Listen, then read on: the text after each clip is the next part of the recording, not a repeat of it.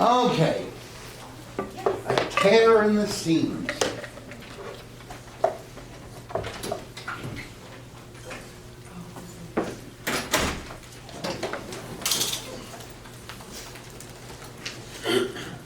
It'll probably be our last lecture. I'll go ahead and put up the Civil War thing. Once again, we're going to be going through this today, Monday.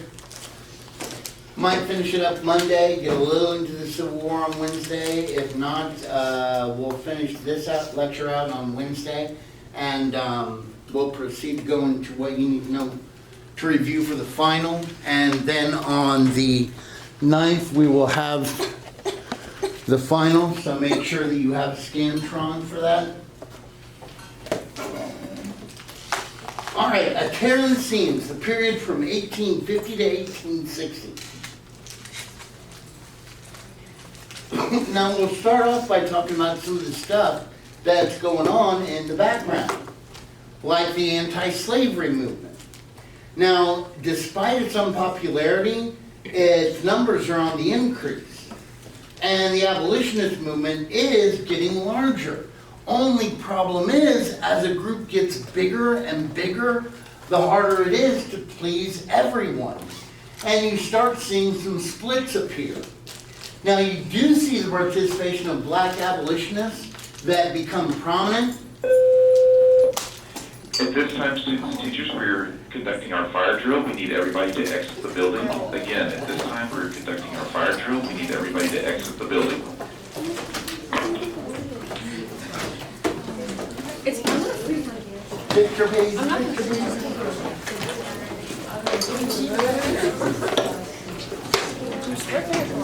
I'll do that.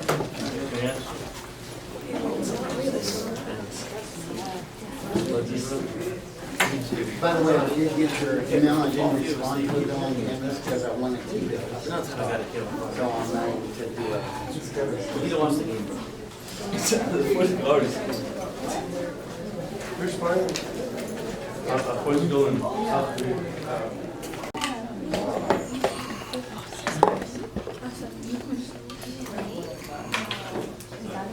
Okay. So, like I was telling you, the abolitionist movement, even though it still wasn't incredibly popular, its membership was on the rise.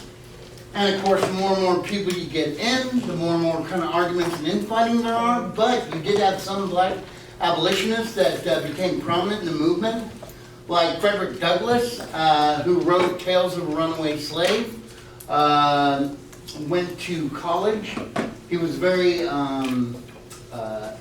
educated, very philosophical kind of guy. And then you had women like Sojourner Truth, who, even though she never attended school, could keep lecture audiences enthralled with her stories for like 3 hours. Oh, you want to close the door just a little. I'm glad you're safe, though. I'm glad all of you are safe. That drill could have taken us all out. Oh, you know why firemen wear red suspenders? To keep the pants from falling down. Y'all never heard that joke? Anyway. Old joke.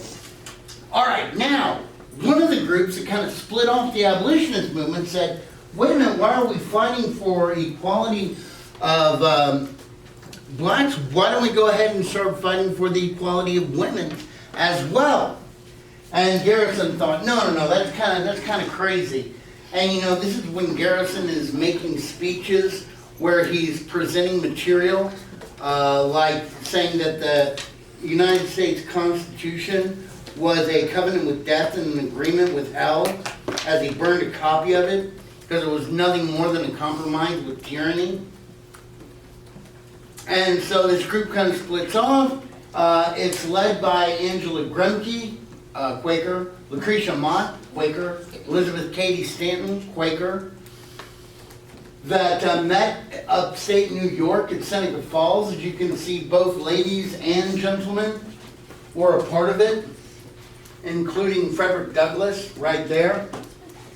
And And they read the Declaration of Sentiments, which basically was the Declaration of Independence, except it had, we hold these truths to be self-evident, that all men and women are created equal, that they have the right to so on, so on, so on. Pursuit of happiness. So you have these things simmering in the background as we approach the election of 1848. And in the election of 1848, the two parties tried to avoid the issue of slavery in the territory. Basically, most people thought that popular sovereignty was the way they should go. In other words, let the people of the state or territory decide if they were going to be free or if they were going to be slaves. Well, one group, founded by Martin Van Buren, the same guy that founded the Democratic Party, and this party would later merge and become the Republican Party.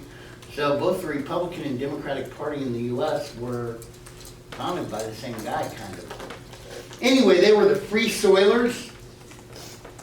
They insisted that slavery be excluded from all the territories.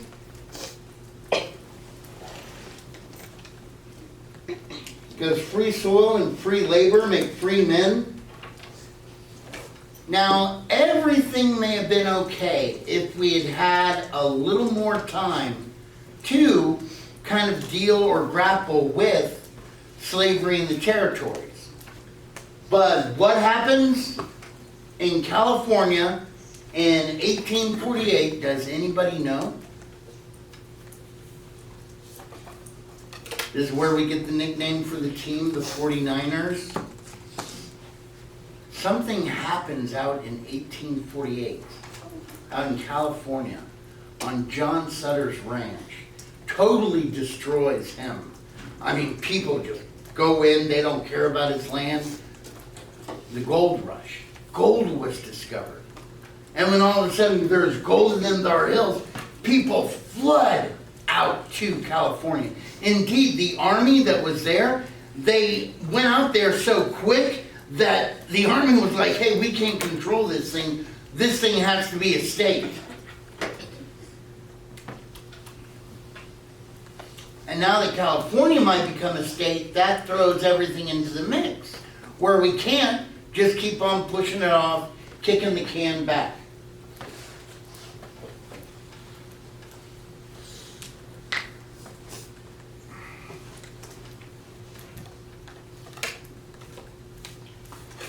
So the first thing we got to deal with is the politics of compromise, because California wants to come in as a state.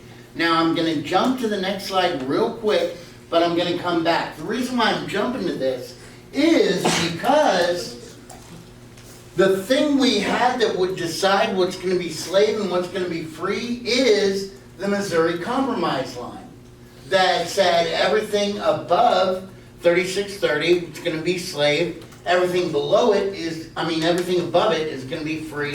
Everything below it is going to be slave. So if you keep taking the 3630 line out, California is both above and below 3630. Well, if you're a member of the South, you say, well, according to the old deal, if any part of the state is below it, it has to be a slave state.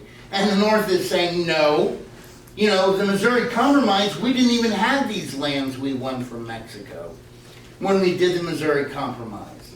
So I don't even know if it's applicable.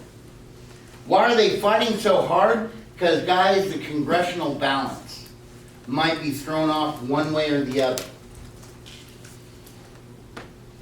So California applies to, wants to come in and it wished to bar slavery. Now our President Taylor, he was a slave owner, and a lot of people in the South thought he wasn't going to allow it to come in as a free state. But Taylor did, because it's kind of popular sovereignty, it's what the people voted on. But to appease his constituents, he said, all right, well, I tell you what, I'm going to let California come in as a free state, but Utah, the Utah territory, as well as New Mexico territory, both these can be slave states if the people want it. So that way the political balance would be upheld.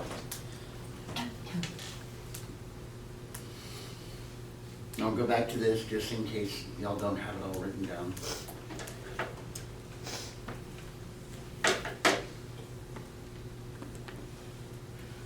Do we got it?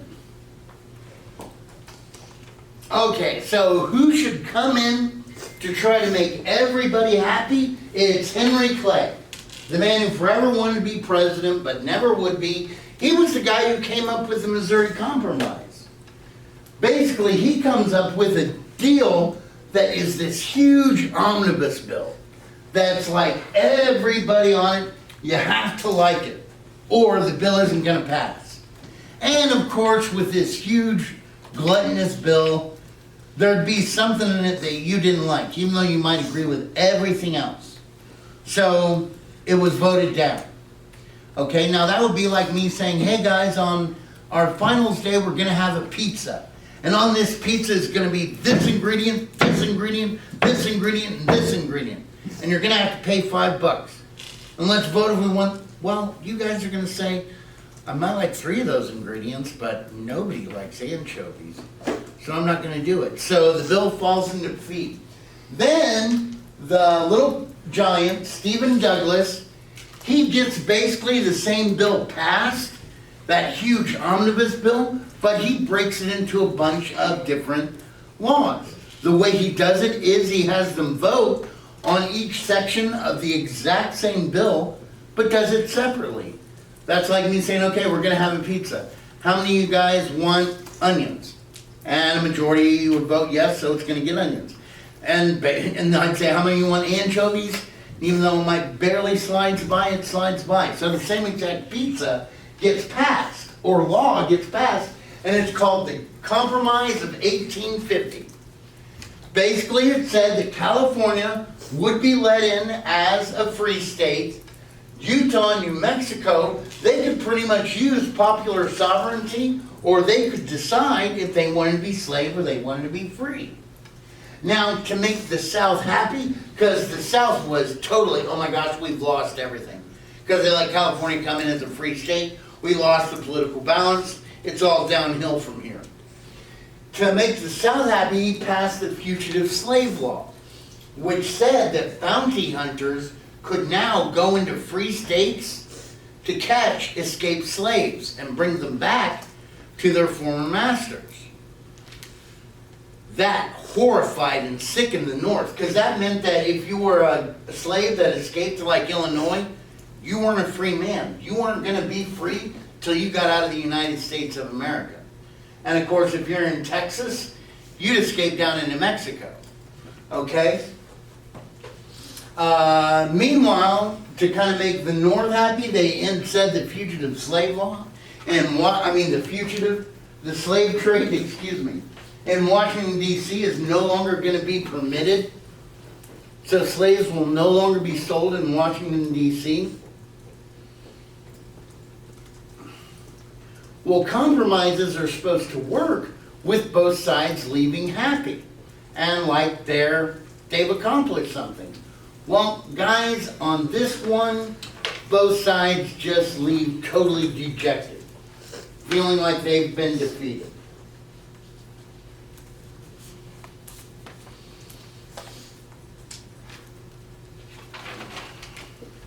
Meanwhile, the Whig Party during the election of 1852 collapses. You know, this whole group, they were only unified by their hatred of Andrew Jackson. Now it kind of splits into the Conscience Whigs, which were anti-slavery, and the Cotton Whigs, which were pro-slavery. And also you had a lot of animosity between Catholics and Protestants in the party. You know, just like about the animosity there was between a lot of the skilled journeymen and the factory workers. because most of the factory workers were immigrants that were Catholic.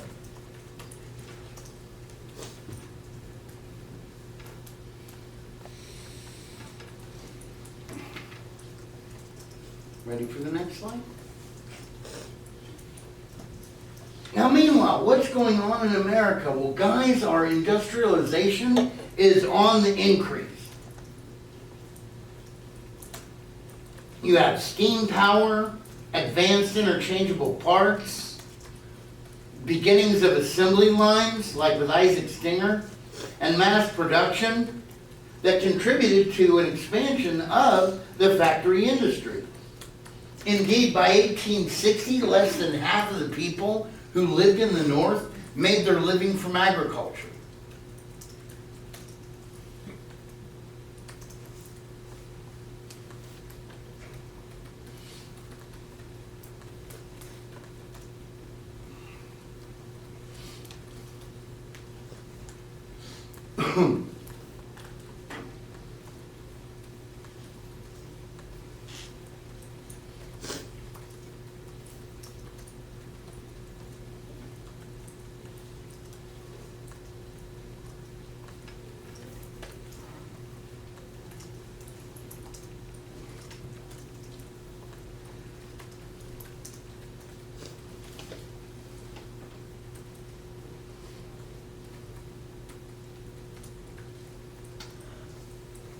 Did everybody get that last one?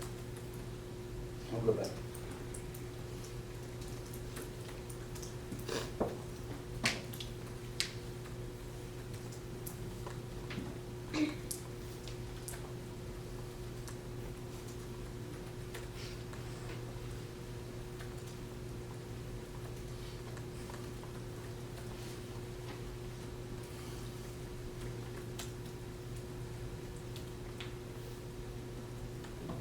Ready for the next slide? Okay, and now that it's the 1850s and we've had that much more time for technology to advance, the railroad has started to move to the center place in the economy. Indeed, our railroad mileage in the U.S. more than tripled from 9,000 miles of track laid to 30,000 miles. And guys, as you can see, most of this construction is going on in the north and the west. Nowhere near as much in the south. Indeed, by 1852, Chicago is connected by rail from both the, here we go, we have a north-south line running to Chicago. We also have an east-west line. So it makes it a central kind of transportation hub.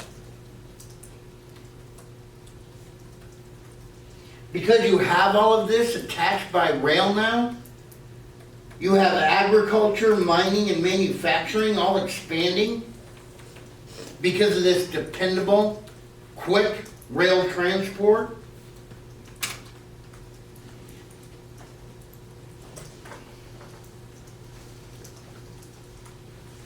Now, yeah, you did still have some difficulties faced, like the lack of a standard railroad gauge. Gauge is the distance between the tracks. I mean, for example, Pennsylvania replaced most of its mainline canal with railroad, but due to fear of the New York Erie Railroad, they used a different gauge, which slowed the shipment of goods and people between the two areas. Also, you had to have like bridges being built. But government at all levels helped finance railroad development. You know, they would give, hey, if you're going to build a railroad nearby us, if you build it by our town, we'll give you the free land. We'll give you low interest loans. Indeed, like the federal government, much later on, it would say for every amount of acreage you build of rail, we'll give you land to help support the expansion of that railroad.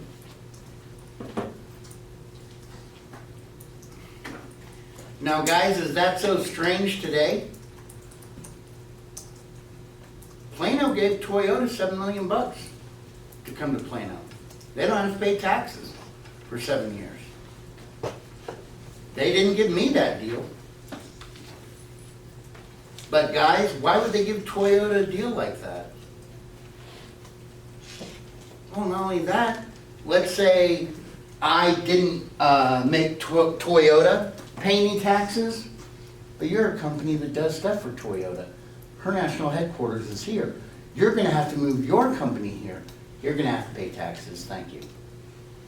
And even though she may not have to pay taxes as a corporation, her employees do. And her employees are gonna need new places to live, new houses to live in. So, you know, it's gonna help everybody create even more jobs. And Plano is gonna be making a heck of a lot more than the $7 million they gave Toyota and the 7 years of no taxes. They're gonna be making it back like nobody's business. And guys, I don't even know how much the state of Texas gave Toyota. Now, something new that's going on during this period is that the West, their economic and political power is on the increase. Why? Because food prices are on the rise globally. Also, we have new farming equipment that makes greater production possible. And you have dependable locomotives to race your goods to market.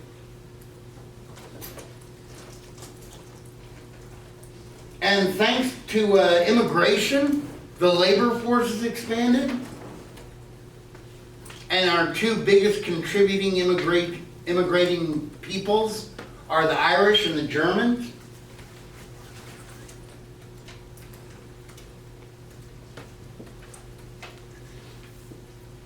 But regionally, these different economies contribute to sectional division. And slavery seemed to loom behind every issue and debate. You know, the South with its cash crops, it's going to want totally different stuff. And the agricultural South is going to want totally different stuff from the industrial North. And the agricultural West isn't going to want the same stuff the agricultural South does, because the agricultural West doesn't have slaves. So you've got all these sides kind of pitted against each other.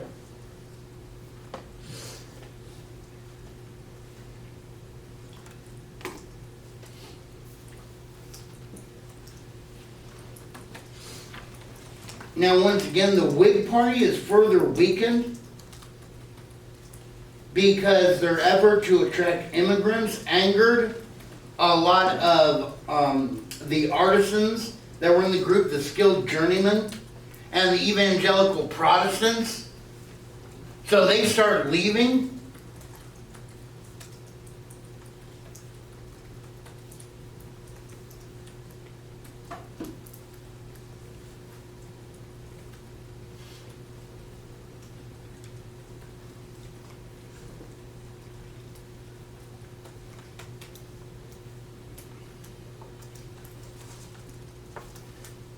Well, where are the Whigs leaving to? The Whigs are leaving to this new group that's rising up called the American Party. Oh, they're also called the Know-Nothings. Because every political meeting they'd have, you know, the political chief who was there said, okay, don't tell anybody in the press about what we talked about in here. And all the people would leave, and the newspaper reporter, so what y'all talk about in there? I don't know what you're talking about. I don't know what you mean. Ah, no nothing, eh? Ha ha ha, as in K-N-O-W. But these guys were anti-immigrant, anti-Catholic. Here you can see some of their popular cartoons. Here's Irish whiskey, that's supposed to represent the Irish immigrant. Lager beer, supposed to represent the German. They're both stealing off with the ballot box while everybody else is fighting. Here you see the balance of trade with Britain is still against us. Poorhouse from Galway, that's a district in Ireland. And basically all the poor are coming over here and they're disrupting everything, and we've got to stop this. But just like with the Whigs, their differences over slavery also split the party into a northern know-nothing party and a southern know-nothing party.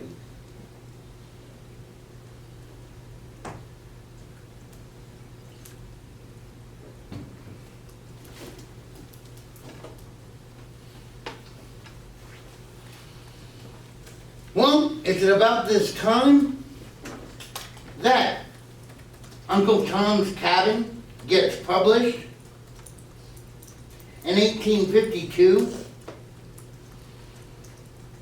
It really gave a new impetus to the anti-slavery movement. Harriet Beecher Stowe was the author who portrayed the darkest humanities of slavery.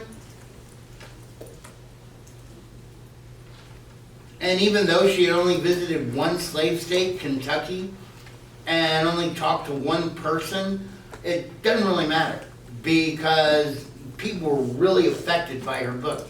It may have sold only 3,000 copies its first year,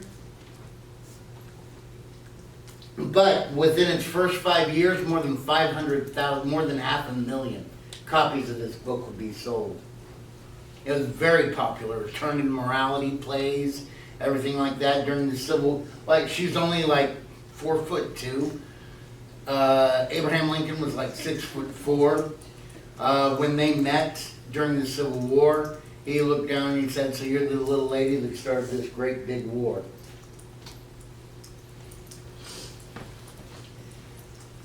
Then you have growing defiance in the North to the fugitive slave law, where they start to ferret escaped slaves to freedom on something called the Underground Railroad. As you guys know, there wasn't an actual railroad, but basically during the night, the people would go from house to house until they finally made their way up to Canada, or like down here in the case of Texas, down to Mexico. Perhaps one of the most famous conductors on the Underground Railroad, who I think, 10 years from now, she's going to be the only one on the $20 bill, replacing Jackson, Harriet Tubman. I thought at first they were both going to be on it, but apparently it's just going to be her. Harriet Tubman was born in either 1820 or 1821. By the age of 5, she was forced to work. She always had an independent spirit, and at 13, she got into an argument with the master, and he hit her over the head, and that basically caused her to have blackouts occasionally for the duration of her life. Anyway, she goes on, and in 1844, she married John Tubman, freedman, who worked there, and after the death of the plantation owner, she had made up her mind that she was going to escape from Maryland and get out to Pennsylvania. She told her husband John, "Hey, come with me." John said, "No way, we might get caught." So he stays behind. She makes it up to Pennsylvania, works there for about 6 months, saves up some money, comes back to get her husband and her children, knocks on the door, and guess who should answer? The new Miss Tubman. Basically, her husband had remarried. So she was like, "All right, I don't need that." But some slaves said, "Hey, can you help us escape?" And she was like, "Yeah, sure." And so she helped them escape. She never took the same way twice. She continued to make trips down to help more of the enslaved escape. So much so that awards totaling $40,000. She had a $40,000 bounty on her head, and she was never caught. Now, during the Civil War, Harriet worked as a nurse and a scout for the North. She was honored for her work more than once by the Union Army. Ultimately, she led about 300 people to freedom, all the way up to Canada. Became famous as the Moses of her people. She continued to serve others. What is that? And in 1913, She died in upstate New York in total and abject poverty. But later on she was remembered and her story revived. Ready to go to the next one? Growing tensions under Pierce. Well, guys, Pierce wants to think of a project that's going to unite the nation, so he wanted a transcontinental railroad route. Now, we already had one from north to south with Louisiana to Chicago. What he wanted to do was connect the East Coast to the West Coast. He thought this is going to be able to get everybody together. But instead, it divides us once again, where you have, is the route going to go through the north and support industry, or is it going to go through the south and support slavery? Now, something that freaked a lot of people out, especially northerners, and I'm going to jump off this slide, is the Gadsden Purchase. Now, what was the Gadsden Purchase? If you look right down here, the bottom of New Mexico and Arizona, that's not the way it always was. I'm going to go back real quick. La la la. Oh, that's the way it used to be right there, where you see a whole hunk of it gone. Basically, the Gadsden Purchase, which is that right there. It was about 29,640 miles of land that we bought from Mexico. Why did we buy that land? Because basically that land, where am I? That land, it's more level and better for use with railroads than the land we had. So when the U.S. buys that, all of a sudden the people in the north freak out because they think, oh my gosh, we're going to have a southern route. And Senator Stephen Douglas really burnt the midnight oil to make sure that there was a northern route that was based in Chicago. Because remember, Chicago already had the north-south. It was already connected up to the east. So to him, it was like, it made sense. And he made backroom deals to kind of win the fact that there'd be a northern route. One of the deals he had to make was the Kansas-Nebraska Act. We already had it where Utah and New Mexico could decide if they were going to be slave or be free. Well, now he's expanded it to Nebraska and Kansas, where both those could decide if they were going to be slave or if they were going to be free.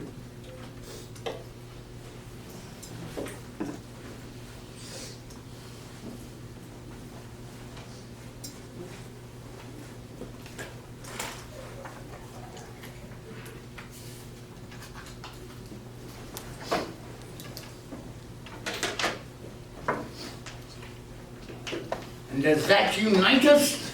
No. We only become further divided.